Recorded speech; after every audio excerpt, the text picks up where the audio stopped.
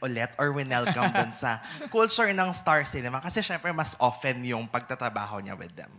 Alam mo, bago mag-start, isa lang sinabi niya sa akin. Sabi niya, I'm very excited for you. So the mere fact na sinabi niya yon, alam niyang mag-e-enjoy ako at sure siya na aalagaan ako ng Star Cinema.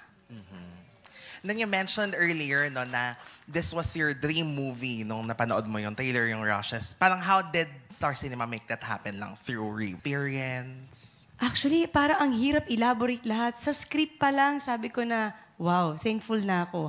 Kasama kong cast, actually, yun yung isa sa maganda sa amin kasi super bonding din kami dito. Parang, yes, nagtatrabaho kami, pero I'm looking forward na every time na papasok ako sa shoot, na makikita ko tong cast na to, ang saya-saya. The Truffle Girls!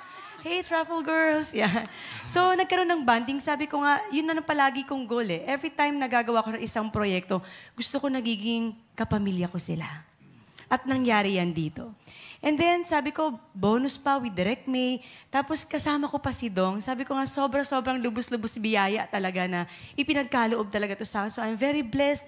Napaka-thankful ko na ma-experience lahat to. At sabi ko nga, sa kinukwento ni Dong sa akin, sa mga experience niya, sabi ko, Dad, at least ngayon, alam ko na ang pakiramdam.